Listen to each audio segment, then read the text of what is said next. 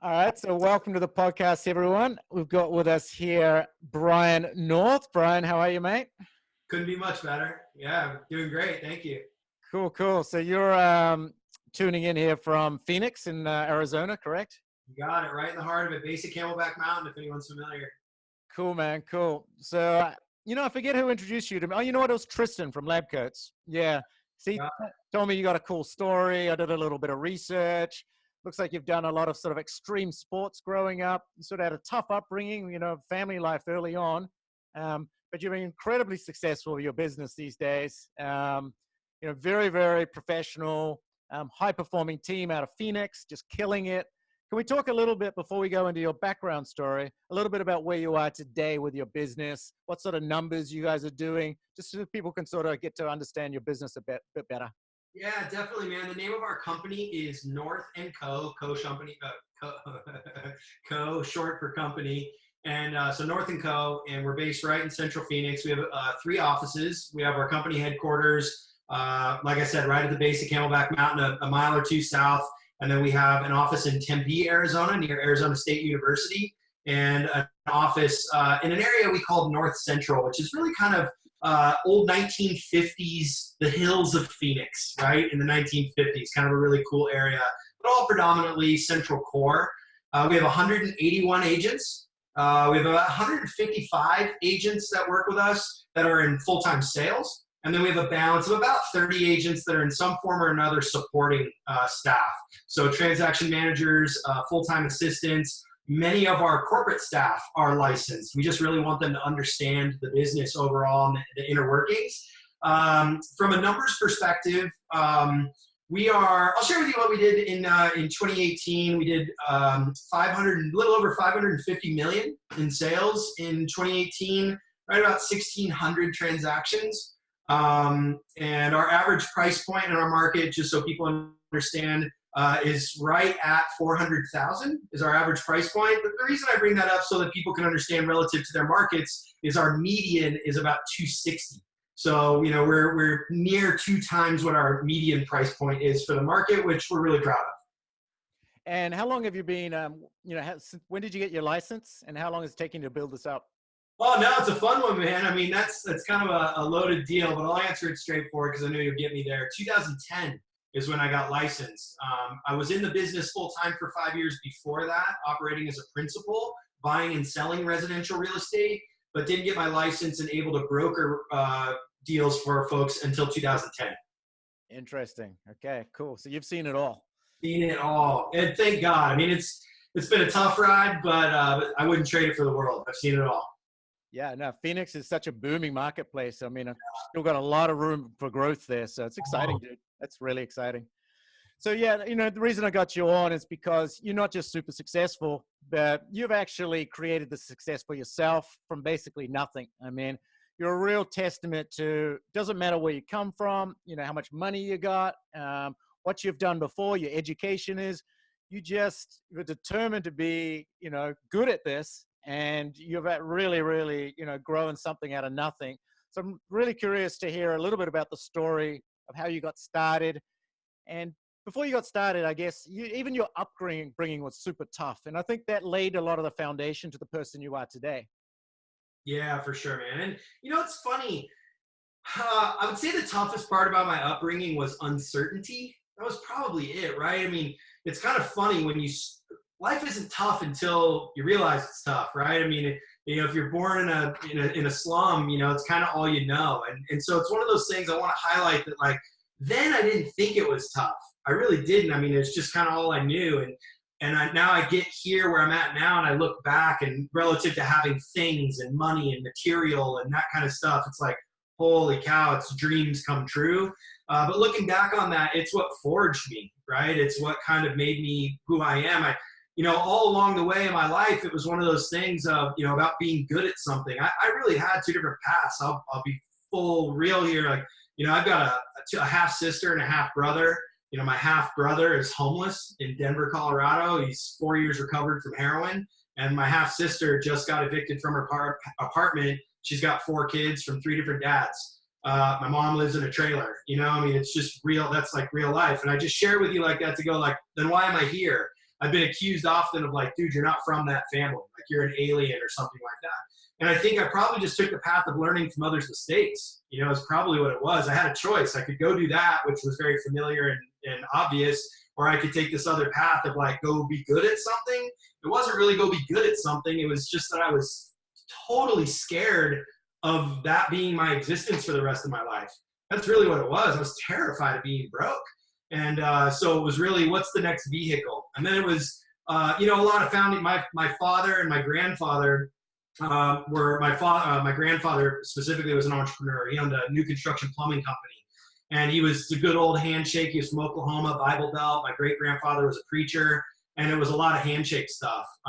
And so for me, it was, I got just enough values in the way to do business that it was kind of like, man, as long as I, you know, do a great job here, if I find a new opportunity and I don't treat anyone bad here, I can always go back if I F up over here. You know what I mean? And I just kept kind of climbing along the way. It certainly wasn't ever, I want to be a great real estate professional in a real estate company. It was, I don't want to be broke. My grandfather taught me, you know, do business on a handshake. And I don't want to do what everyone's doing over there. So I'm going to start climbing. That was kind of like the foundation for the climb. So obviously your grandfather was a big influence. Tell me a bit about school. I mean, what was your education? Yeah, totally. So education, great question. The closest school to my house, and then we moved on average twice a year. So I went to 13 schools before I graduated high school. And the funny part about that 13 schools is I went to the same middle school and the same high school. So from 8th grade, seventh grade through my senior year in high school, I went to 2 schools. So I went to 11 schools prior to middle school. And then I ended up taking a couple of years off after high school, sold electric supplies at a dead-end job, and ended up trying to be a pro snowboarder in Colorado. And I tore my ACL my first year there. And so I walked into admissions at Fort Lewis College and accidentally ended up with a college degree. But education-wise, man, was education for me had nothing to do with school. It was an escape from home. It was about social intelligence. It was about how to meet people and how to rid bad people from your life. Sorting people was the most important thing in my life. I had a few months, and I was going to be an introvert and hide in the closet until I moved, or I was going to go make best friends on the first day of school and let them know I had an exit strategy. That was pretty much it. So my education, you know, relates to traditional education. It was just, you know, I'd show up and it was like, who are the best football players? And I'm going to go and try and be on the opposite team until I get picked. Score touchdowns, baby. That was it. You know, find a cute girl, you know, whatever it might be, and just try and muscle my way through it. So, okay. So after snowboarding, you got injured pretty badly. You know, obviously you didn't have a lot of money saved up. You're in a, you know, what was going through your head at that stage, and what was your exit strategy, and how'd you get out of that? Yeah. So giving some time context, I tore my ACL in January of 1998. So kind of as a reference, I'm 42 years old. I was my first year in school, and it was devastating. I went into a pretty dark depression, actually, at that time. I had no money. I had no help from home, as you can imagine. I remember one time I called my mom and asked her if she could Western Union me $50, and she physically could not. She didn't have $50 to send me. At that time, I was working at Blockbuster Video, this place some people remember. I was making $4.10 an hour, working 30 hours a week, so about $150 a week. My rent was $350 a month, and I was self-sustainable going to school full-time at that time. So I lived off about $100 a month, full stop. That was like anything I could. That was food, gas, any extracurricular, anything.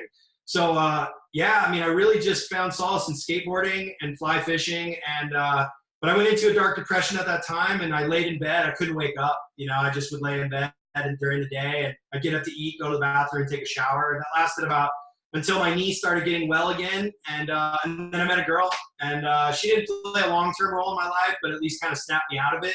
And I really dug into school. I realized that school, if I could get a degree, I was going to be the first person in my whole family to get a degree. And that would be an accomplishment that would just get me on to the next thing. I knew it would be a ticket that no one else in my family had. I did not look at it as anything about what I was going to do. I picked classes I wanted to go to, which were sociology courses. And it was just because I had this one professor who was just a fiery liberal. I know I'm going to offend somebody when I say that. Sorry, but it's just a fiery liberal. And it was my grandfather was a Baptist preacher, so I didn't know fiery liberal. It was just new to me. And so I went after those classes and got a sociology degree, and it ended up being the ticket I thought it would be. I got my next opportunity because I had a degree. Yeah. So what's the next opportunity? Yeah, so I'm tables at a killer restaurant in Durango, Colorado, and I waited on the owner of a Mercedes-Benz dealership in Scottsdale. And at that time, I've always been a student of whatever I was doing. So it's never been about chasing whatever the next big opportunity was. It was about being the best at whatever I was doing today, period. So in the restaurant business, my thing was I just look around at my counterparts and they're complaining about which shifts they got. They're complaining about the section they got, which anybody who's waiting tables, you know what all this means. And for me, it was just like, give me the best section. I'm just going to be the best. I'm going to increase tips, get referrals, nothing that's any different to what we're doing now. So I started studying wine and scotch and golf and private airplanes and travel, so that when I was tableside, I could build rapport with my clients. I understood the value of building rapport in sales. And here comes an uber affluent client into our restaurant. It's a Mercedes-Benz dealership. And he said, Brian, I really like your style a lot. You want to join us for a glass of wine after your shift? Joined him for a glass of wine. And he said, I don't know if you've ever thought about selling cars. And I said, hell no. I've never, because I like to be liked. This is just a real part of my personality. I don't want to be like, you're a dirty car salesman, right? And he said, well, here's my business card. And I didn't know it was Mercedes until he handed me his business card. And, but he goes, one more thing. I said, what? He said, do you have a college degree? And I said, yeah. I go, you require a college degree to sell cars? And he goes, only if you've never sold cars before, which was really interesting, right? Like it was just this like thing he had in his bag, which was just, it was that ticket. I get chills actually, legit. I just got chills saying it because I remember it so real. And by the way, remind me of Mr. Schumaker, because I'll bring it full circle somewhere down the line here to a real-time story that's happening right now. And 9 months later, that story, just so you know, it doesn't quite end there. I called him every day for 9 months. 9 months, he would not take my call, and took my call on persistence alone, and then gave me a fail-only opportunity, which was, I'll interview you, but you have to come to Arizona tomorrow, and you have a 1 o'clock interview. And I was broke. I had nothing at all. I borrowed money for a suit that I bought at JCPenney's in Durango, and I left at 4 in the morning from Durango and showed up at 12:30 and changed in the parking lot, did a sink shower for my hair, interviewed, and he gave me a job only because I made it. He's like, you won't stop. And I actually got back in my car. I had no money to stay there and drove home. I drove 18 hours and had a job interview and got the job. So that's how I got to Arizona. Wow, that's crazy. That's crazy. It's similar story. I interviewed a lady called Kenita Tang last week. She started she had a big insurance company for a while, made tons of money, but 2008 lost everything. And coming back out of that, and she went through a divorce, and she ended up getting a job as a car salesperson, and was top of the ladder for Mercedes selling cars. And then I realized, there's a ceiling there. There's only so much you can do, so many hours you can work, but ended up getting into real estate. But she got the job because she was persistent and she was naturally gifted salesperson. So I think that's something that they saw in you that she also had. Interesting. They're very similar. You're even drawing up new things. I'm sure we want to get through the car sales story, but yeah, it's almost exactly where we're at, man. Yeah. Cool. All right, cool. So you're selling cars. Tell me, how does that go? And then the transition into real estate. Yeah, quick version. It was killer. I raced to the top. I mean, I'd never sold cars before. There was 16 or 18 sales guys and gals there at the time. You had I think the youngest tenured one there had been there 6 years. I'm brand new, wet behind the ears, never sold a car. In my first year, I finished 6th out of 16 or 18 salespeople. A little nugget there was trying to find unique ways to connect. I didn't have a book of business. And I realized every time that I did a test drive, I did a photocopy of their driver's license, and I had their address. And I was the only guy in the whole store that wrote a handwritten thank you card. Just only one. So that was my kind of key to success. Everyone always said, my clients often said, you're the only one. I test drove 10 cars at 10 dealerships. You're the only one that wrote me a handwritten card. So there was that. And 5 months into my tenure there, I met a property wholesaler, a guy that was tying up assets and reselling them for a profit via assignment. So he was leaving meat on the bone for the flipper. but sourcing the acquisitions as an investor. And he said, I really like your style. You should get into real estate. And it reminded me a lot of when you mentioned my counterpart in the car business, that she saw that there was a ceiling. I was looking around, you're only as good as your last deal or your last month, all that same stuff, and went, the percentage is just a bigger percentage of a bigger deal, and I can apply my skill set there. And little did I know I was about to become a door knocker and just door knocking the hood for the next 5 years. So I went from Mercedes-Benz and golf events and champagne to door knocking in the hood in Central Phoenix, Arizona. But that's how I got into real estate. I was in car business for about a year and a half is all. Gotcha. So what made you stick at it? I mean, door knocking can be, a pretty tough gig. You were making good money. I'm sure you probably made less door knocking, but you obviously saw the big picture, right? Or you had a really strong mentor. Walk me through what made you stick at it. A couple things. I mean, the first reason it was appealing to me was the guy who I sold a car to was a year older than me. And he was buying a car and I was selling him. Pretty darn simple, man. Like, I'm not you don't have to show me twice. You know what I mean? Like, and I have a belief system for the most part that's like, if you can do it, I can do it. I mean, why can't I? We sleep the same, eat the same, drink the same. So you're not special. You just did something different. You worked harder. I don't know what it was, but tell me your opportunity. So that was the first indicator. And then, the next thing from there was, I'll be clear. I mean, that first year I made 90 grand, which was a huge deal for me coming from Blockbuster Video, waiting tables, I mean, so it was really good money.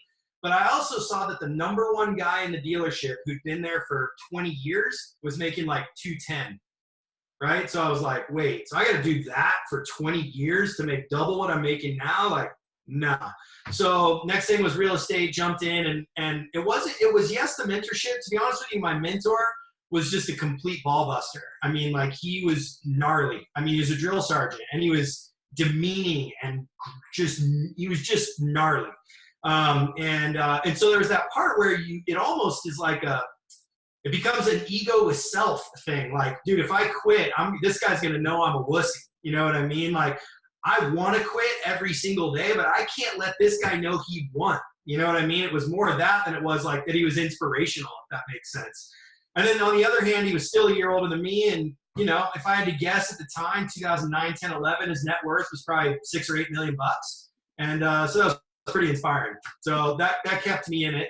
And, it's like anything. You got to have some long game foresight. You know what I mean? Like, if you're betting on anything that's big, it's not going to happen today. And I think for me, that was a pretty easy thing to understand, knowing, from day one, life was difficult. So every growth opportunity I'd ever had through college, professional snowboarding, recovering from an injury, nothing ever happened fast. So I stuck in there long game, and I knew with practice, studying, like I talked about at the restaurant, I'd be okay. And then you get a win. In real estate, you can get a big win. Big wins are life-changing. And I got a big win about a year in, and that carried me forward. I was ready to quit. I was ready to go back to the car business. I had, just so you know, I had $11,000 a month in bills. I bought rental properties, but I wasn't smart. I didn't know how to buy. I just bought because I was supposed to buy. And I was upside down. It was 2009. I was bleeding rents. I had $11,000 a month in bills. I had $1,000 to my name. Sorry, this was 2007, actually. 2007, my first child was 3 months old. And I was ready to quit. And I had a short sale flip that we did. We bought a short sale and resold it. And we made 60 grand on one deal, and I was set free. So there you go. Wow. So during the 2008, when everything fell apart, you were still an investor and you still had all these properties? And yeah, well, so we were flipping everything. I only had 3 rentals at the time. I bought 3 rentals, but they were pure speculation. I got adjustable rate mortgages. I bought them at full market value. I knew I was negative debt service on rents, but I was like, I'm capitalizing on appreciation. All of your listeners are laughing at me right now. I'm laughing too, but I just did everything wrong. It was just pure speculation. I was young and naive. I rolled the dice, and it became a great education. But yeah, lost. I was a lot worse off financially than I was when I got into real estate, or even when I was in college. But mentally, I had my shit together. Yeah. Cool. So how did you transition from the investor side into the actual becoming an agent and building a business side? Yeah, it was the nature of the shift in the market conditions. In 2007, 8, 9, it was all short sale, REO, auction sales, that type of thing. And the first big indicator to me, we won huge in the short sale world. We kind of stayed out of the REO world, but we realized that there were two camps of business people who relied on one or the other. Most didn't cross over. Okay. And on the REO side, what happened was as soon as those REO assets started drying up from the lender, the REO agents or REO buyers or whatever they were needed that needs-based opportunity still. So they moved to short sales. So we were getting a bigger influx of competition, and then short sales started drying up slightly, just enough in our numbers. Like we were getting X amount of leads, and then we were getting X amount of contacts to conversion. Those numbers were going down, but our competition was going up. And so for me, what I'd done through real estate the whole time at that point, yes, I was educated and scorned by then, was what's the next best, weakest opportunity? Meaning I was in short sales when no one knew about them. I remember calling Countrywide, the lender, and they were like, we don't know what to do with your deal. Like it was upside down and they had no process for it. Fast forward 3 years later, they were probably leader in process. And so my next thing, fast forwarding, was luxury. Luxury was the most depressed part of the market. Nobody was winning. In Maricopa County, in my target market, we had 8 years supply of properties over $1 million. 8 years supply. So there was no competition. And I had a nest egg from all my buy-sell deals. Now I had made money. So I was down in 2007 and had a really strong run from 2007 to 2009. Share with you, I was down at $60,000 set me free day, turned into $500,000 annual income years for the next 3 years. So grew really quickly, and I was so scared. Remember, go back to the beginning of my life, scared of being broke. Number one thing I'm operating on. And now I just was almost broke and had to go back to the car business. Do you think I saved every dollar plus some of every one of those dollars? Better believe it. So next thing was then I had a nest egg to go compete in this very depressed luxury market, and I had to have a license. So I got licensed and dove into the luxury market in an area called Arcadia here in Central Phoenix.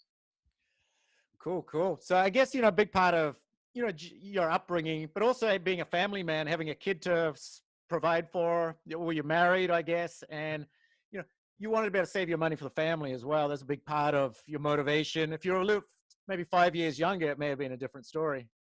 You got it 100%. I mean, yeah, it wasn't save money to save money. It was like, it was protection. I mean, think those days when I had $1,000 and $11,000 a month in bills, as the provider, my wife, her job was to just make sure everyone was fed and loved. She wasn't working at the time. My job is I was the sole provider, and we were failing, right? I mean, we were putting mortgage payments on credit cards, I mean, it was really bad. And so for me, the saving of that nest egg was to make sure that everybody was protected. And to the point of, there's a lesson in this, to the point of unhealthy. I mean, we had $500,000 liquid in the bank, and we had $4,500 a month in expenses. And I was yelling at my wife about grocery bills. You know what I mean? Like it was bad. I mean, it was, I had to work myself out of that. And that's where I met a mental coach 7 years ago I've been working with for that time. And it really started maybe 9 years ago. It started in that time. Gotcha. So on the investing side of things, sounds like you had a mentor who, this guy's 1 year older than you, right? So he sort of taught you a lot of the ropes and sort of you learn a lot from him. Now you get into luxury real estate. Luxury real estate has a lot of connections. It's a lot. Are you relying on your connections and the way you sold Mercedes-Benz back in the day to wealthy people? I mean, who guided you through into getting into the luxury market? Because that's a tough nut to crack. Yeah, nobody guided me there. It was nobody. Literally, I had no mentorship. I had no guidance. And frankly, I was mad at my counterparts. Like I looked at them like, you guys are making 30, 40, 50 grand a clip on commissions, and like you're relying on your network and a lockbox key. Like I've been knocking doors in the hood trying to make 3 to 5 grand a wholesale deal, like literally knocking doors. Like, I mean, pit bulls barking at me at the fence. Like I was like, you guys, I'm coming for you. Right. So I had no network. I didn't go to the private school locally. I wasn't a member at the country club. I didn't go to ASU or U of A, like none of it. I wasn't in a big networking group, the guys networking group, none of it. So all I did was I applied basically both sets of what I brought to the game. Everything I'd learned at Mercedes-Benz in terms of how to build rapport. I knew my target market was going to be elder than me, whether it was 10 years or most of them anyway. I'm generalizing. And they were going to like all the same things my Mercedes-Benz clients did. By the way, I knew a lot about Highline cars. I'd had a lot of nice wine. I knew a lot about great travel and golf courses. So I understood now the lifestyle. It was legit. I could play and add a little bit of money. And I had some investments. And so I was in the game. But then I had door knocking in the hood. And my way about how to go out and cultivate business, everyone told me I was crazy and it wouldn't work. Like, Brian, what are you doing to get business? Door knocking. You're door knocking in Arcadia? Yeah. I mean, don't people see you on their camera and shoo you away? No, they're actually way nicer than when I'm in the hood. You know what I mean? So it's just funny because people have these mental roadblocks, right? You don't door knock in a luxury neighborhood. You're going to offend people. You're going to whatever. Here's the biggest thing I learned. I did offend people, and those aren't my clients. And then there were people who loved what I was up to. You know why? Do you know how you become affluent? You knock on doors. That's how you become affluent. So there were people that were like, you remind me of just myself when I was your age. And those were my clients, right? So I just had to get out of my own mental roadblocks and get after it. So, and then from there, it was about building a brand. And I was really excited to build a brand. But what I brought to the game initially was a nest egg. I was hungry and I was angry, not in a metaphorical way. And then I brought that kind of polish that I understood and learned in communicating and negotiating with my clients at Mercedes-Benz. Wow, that's interesting. So, fast forward to today, how are you generating business? Because I imagine you're still not using the same strategy that worked then. Do you still have your new agents today go out and door knock? Is that still a big part of your lead generation, or are you doing things completely different? Yeah, completely different. So I do have that network now. I am that lazy agent with a lockbox key and a network. No, I'm kidding. To some degree, it's kind of true, but also I have the brokerage now, so there's just different streams of revenue. But in terms of the way I run my team, my personal business is now 90% repeat or referral client base for the most part. My team does open houses, which is we're heavy on open houses because we have such a great listing portfolio. But the same attention to detail, market conditions, understanding how to communicate and build rapport with the client base. There's still a lot of fundamental practices that still apply from when I was doing that. The reason I don't have them door knocking, I would burn through talent. I just would, and I know it to be true. Like, we can win doing it the way we're doing it now without me having to have a lot of attrition. So that's really the main reason why. Cool. So, looking back at a young Brian, say 15, 20 years ago, what would you tell him knowing what you know today? Oh, man. Spend more time at home. There's a real answer for you. What do you mean by that? All those people that ever say to you, your kids' lives are going to go by fast. And my kids are only 8 and 11. So I still have time, right? I really do still have time. But I was so scared. My thing wasn't about material. Real deal. I live in a $400,000 house, not in Arcadia. That is on a 6,000 square foot lot. That's a 2-story in a little master plan community. I drive a free and clear Toyota 4Runner that's 6 years old. I wear Vans and jeans and a t-shirt to work every day. So and I'm in a luxury market for all those of you who think that none of that works and you have to have a fancy car and wear fancy shoes and have a big watch. I purposely don't wear a big watch because it's just part of, I can do it my way if I believe it and design it. So, I share all of that from the perspective of really there's the ability to just kind of go out and design it and do it your way in that respective market. But it really was to get time back. And it worked. I do have a lot more time back, but then I was not fixated on material. I was fixated on lifestyle, which has now it has now afforded me that. In hindsight, I was so obsessed with that chase of getting freedom that I forgot to enjoy it along the way. And so that would be the main thing. After that, straight up, I would say, do it all over again. I wouldn't change much, to be honest. I probably would have had more FaceTime with my family and just touched them more. That would be it. So, any agents looking to bust into the luxury market in other locations, what would you tell them these days? I mean, what do you think are the secrets for success getting into luxury? Something that I've applied the whole way that's worked for me is um, you got to go get intel from the consumer and from your counterparts. Um, you know, go to your broker home tour events. Go to all of your counterparts' broker opens. Go to CE classes, but don't go because you're excited to learn CE, continuing education stuff. Go to get intel from your counterparts. Then we call this the empty parking space effect. I stole this concept from a book called Scale, written by Jeff Hoffman and David Finkel. And there's this concept in there called the empty parking space, which is all of the intel you gather tells you all the things working for everyone else. Okay? Don't do any of those. Those are already taken, right? So if someone has 6 full-page sheets in the newspaper, stay away from the newspaper. Guys got it on lock. Gals got it on lock. If they got a great postcard campaign, you overheard them working, don't go try and duplicate their postcard campaign. You've got to find a way to deliver what's ever unique for you in the way you want to deliver your value proposition. So if I bring that full circle, give you an example, was my intel was, as I was growing my business, I'm getting a lot of phone calls from billboard companies, newspaper companies, print ad, Zillow, Realtor.com, Google AdWords, etc. And they're all selling me this new thing I was learning about called impressions. Okay? I didn't know about impressions until I heard it 50,000 times. And I went, cool, how much are your impressions? How much are your impressions? And everyone thought their impression was worth more than the other guy or less than the other guy. My thing was I didn't want to spend all my money on what they dictated the price of impressions were, so I identified a plan to get the least expensive impressions. So my thing was I'm just going to outsmart the marketing model. And so for me, it was through open houses. So if I was going to do a newspaper ad, how many impressions was I going to get in a 2 square mile area? I don't know. I have no idea. That's my real answer, right? How many billboard impressions am I going to get? I don't know.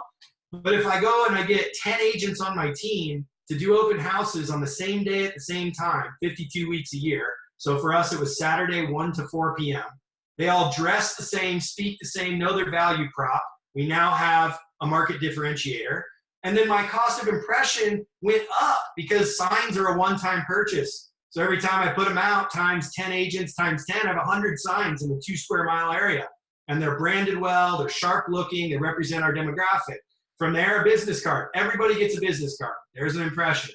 Everybody gets a flyer. There's an impression. Everybody gets a handwritten thank you card for coming to the open house if I can get their address, or they get a personalized email with my email signature, another impression. And then I put them in a drip campaign and they get a monthly market update and a quarterly newsletter until I impression them to death in such a way that they come to me. So that was how we created our brand marketing, and it was obnoxiously inexpensive. It just required a system, a cohesive unit of people working together. And then we had to go out there and sell our faces off and deliver. Gotcha. Are you working with any coaches to help you sort of, grow and sort of level up and sort of get new ideas from, or are you just coming up with everything yourself still? No, not even. Zanzibar, my business coach is named Zanzibar Vermiglio. Yeah, that's his real name, Zanzibar Vermiglio. He's a freelance business coach, consultant. I've been working with him now for 5 years, one-on-one. And I worked with him in a bigger setting when I first met him. He does a great thing called the Performance Initiative, which is a group of 20 small businesses at a fraction tuition for his coaching. And it runs you through an 18-month course of building businesses with other small businesses. He's not a real estate coach. It's a small business coach. So he got me away from real estate. Maybe I'll turn into loving a real estate coach at some point, but I kind of like the free creation and free think, where I might invent things that have existed for a long time, but I also invent things that haven't because I'm able to free think outside of the industry. And then I have a mental coach named Al Fuentes. He's world class. He was actually a mental coach for UFC world champions, helping them with mind over matter and big pain situations while in the ring. So I've been working with him for a really long time. And then my accountant is a coach for sure. I'm not an accounting mind by nature. I'm an artist. So my accountant, McGeorge Accountants, McGeorge CPAs is the name of their company. I've been working with them for a long time. And then on down the line. I'm a big Darren Hardy fan. That's really pretty new. actually. I've not been to one of his big events, but he's a production coach and productivity coach. So yeah, man, I'm always investing in education for sure. I'm just curious on the mindset stuff. Yeah. What sort of stuff are you learning with the mindset that you could sort of talk about that's really helped you? Yeah, so it's a one trick pony, but it's very broad spectrum. So his whole thing is that he works to reprogram the subconscious.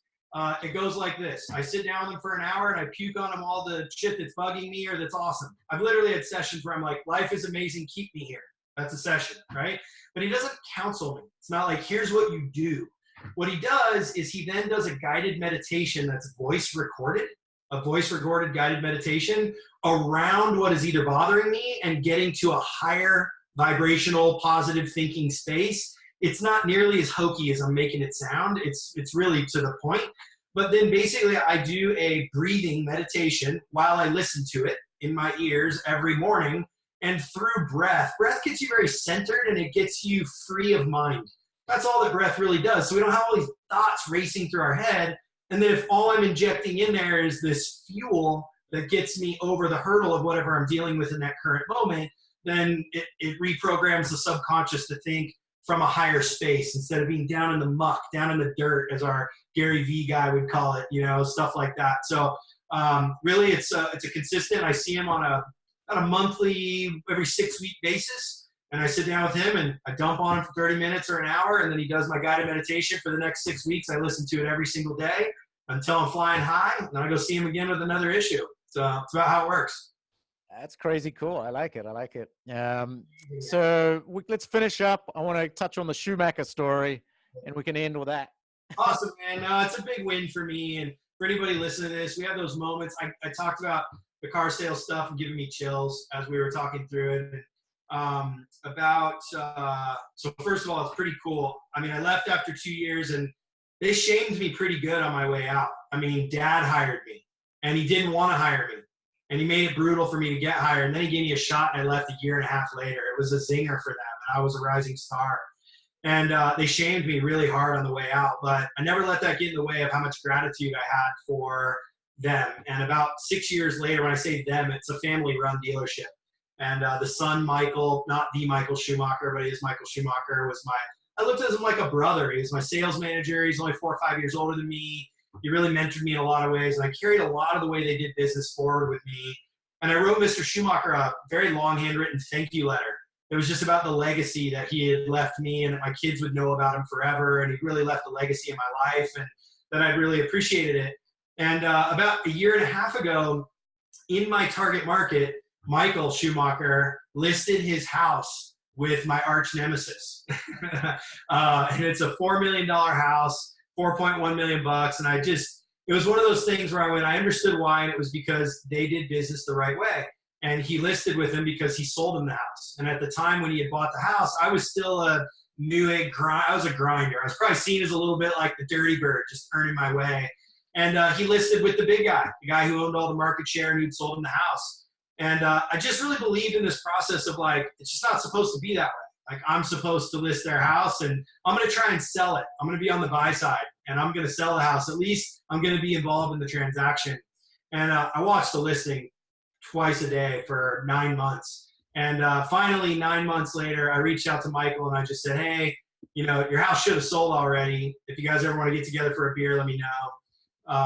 And he called me a few months later, ethically had fired the other agent, and I just listed the house, and I think I'm getting a contract today actually on the property, but it's almost exactly 15 years to the month that I started at Schumaker Mercedes-Benz, that it's come full circle now that I'm like, not only is it that I'm respected in the field of where I'm at, having left them, I'm back in the family.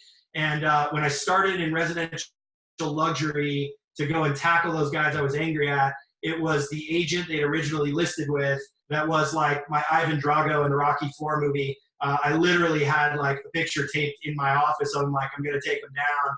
And he got fired. I'm listing a house and I'm going to sell it. It's just kind of a fun, put your nose down, believe in the long game, do the right thing that my grandfather taught me, take wisdom from those people doing business the right way. And really cool shit happens. Love it, dude. Love it. Not to put a downer on your story, but who wasn't it a Schumaker who got the skiing accident and hit his head? Yeah, it wasn't part of this family, and so much of it is a driving connect. It seems like a car driving racing connection. Separate Schumaker. Very sad deal. Yeah, separate Schumacher. Yeah, you got it. Gotcha, gotcha. Cool, man. All right. Well, hey, I really appreciate you sharing your story. You're a massive inspiration. There's a lot of lost kids out there who are struggling to find their way, and hopefully they listen to this and realize, you know, there's real estate is a freaking amazing career. And if you follow some of the stuff you talked about, they could do bloody well. So appreciate it. You're a legend, and have a great day. Thanks, brother. Appreciate it so much. Take care. Cheers. See you later.